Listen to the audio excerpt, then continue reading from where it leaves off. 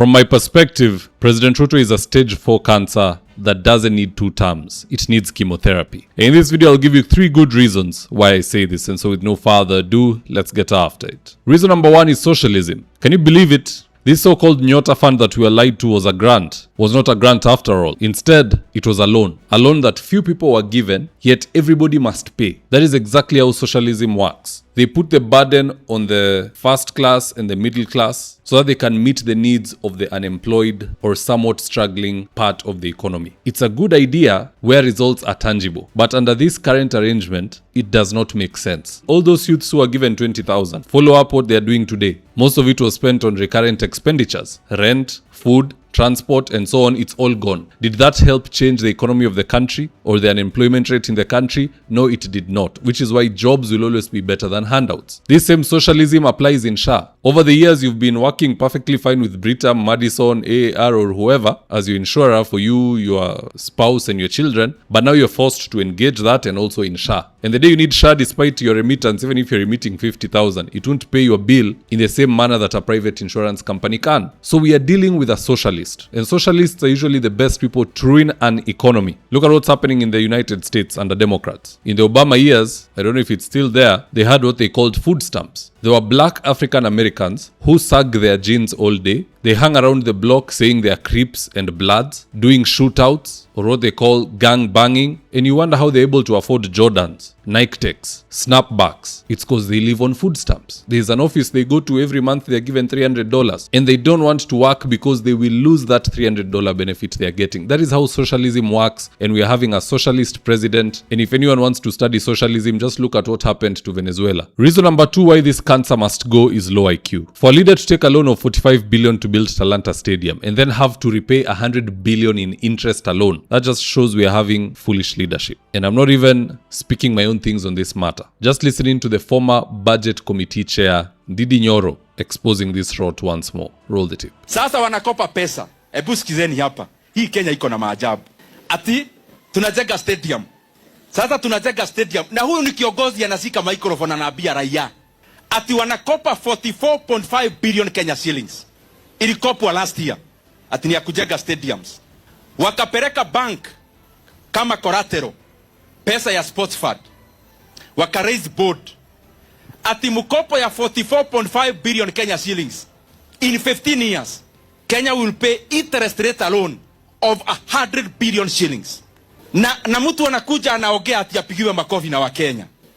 Kenya cannot continue to be mismanaged in this manner.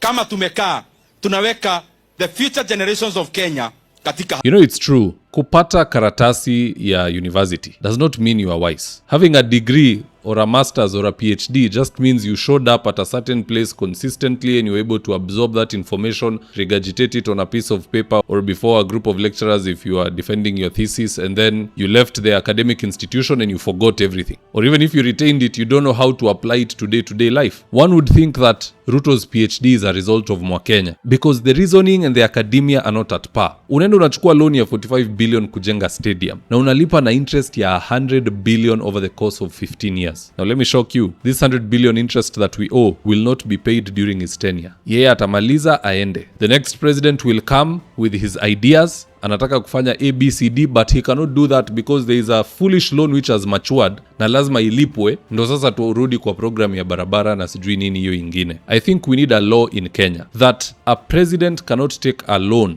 that can't be repaid within 10 years. That is if you're a first time president. If you're in your second term, whatever loan you take, it has to be repaid within the 5 years you're in office. Hii loan hailipwi na mtu mwingine, ni wewe umechukua, wewe ndo unalipa. Because Uhuru did it, akarushia Ruto. Ruto wants to do it, arushie the next person. All along, leaders are coming and going. Sisi tuko constant. We are the taxpayers through and through, funding some people's foolishness. So low IQ'd individuals or leaders need to go home. Third reason why Kasongo needs to go is low return on investment. You see, during the days of Moi, the Kenyans who were in diaspora had no interest whatsoever in paying taxes. The guy was at the helm of power for 24 years. The country was not moving in the right direction. Hajengi shule, hajengi barabara, hafanyi chochote. Kazi ilikuwa kupeana maziwa na watu kuimba fimbo ya Nyayo. But when Kibaki stepped into the scene, now things changed. People started remitting taxes. They are seeing Thika Road. They are seeing so many good things taking place in the country, including free education. Hata yule mzazi ambaye hakuwa na afford school fee, wewe jua tu vile mtoto atafika kwa shule na vile atarudi. Bas, na masomo itaendelea na atafanya KCPE aende afanye KCSE akienda hivyo. But now there's very low return on investment. People are paying taxes. Unafungua gazeti, hata usi lazima ufungue pale juu, unapata State House is spending more than White House. A third world country and a third world leader anatumia pesa kuliko Trump.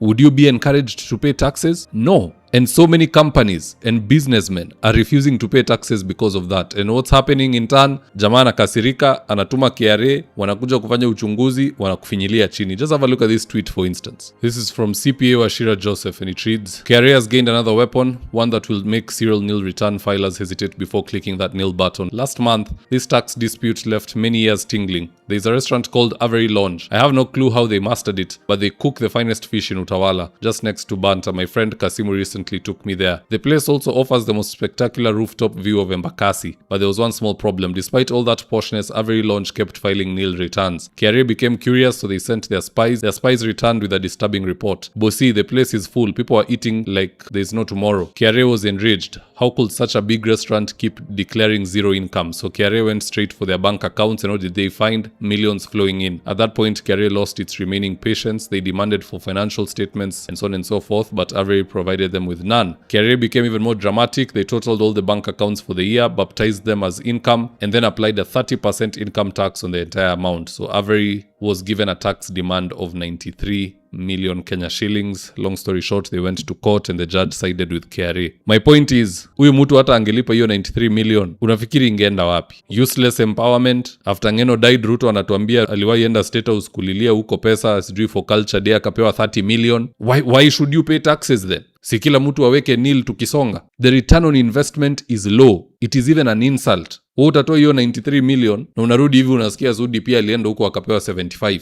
Aende afanye empowerment, apange vijana. So long story short, must go. Now at the end of the day guys, that's just my opinion. Do let me know your own comments in the comment section below and I'll do best to read them and to give you a response. So with that, here today's ads of the day. If you're in need of electrical wiring, solar installation or electrical fittings such as strip lights, snake lights, downlighters or chandeliers, contact Engineer Wycliffe at 0707 476602 and he'll get your house dapped up.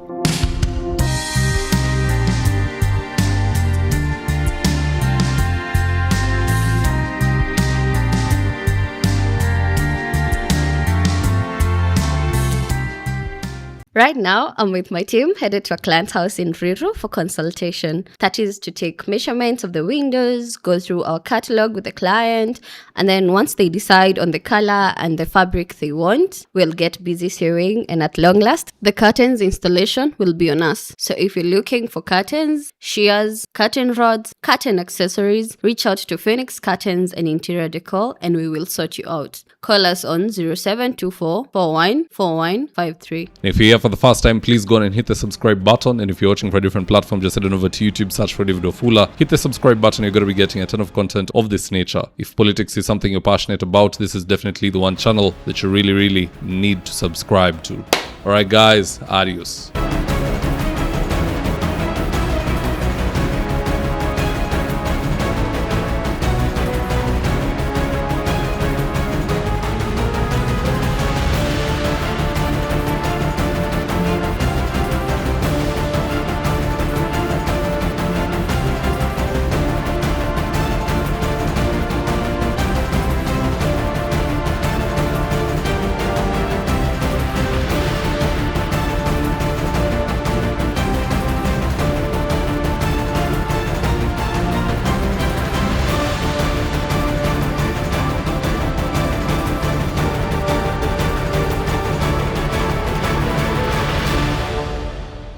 Thank you for choosing David Wafula as your primary news platform.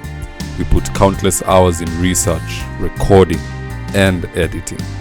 By showing up each and every day to watch our videos, you encourage us to generate more videos for the viewers. We are on a mission to inform, educate, and build a better tomorrow. To our thousands of followers in a world full of presidents, kings and queens, you are the real gem. Adios.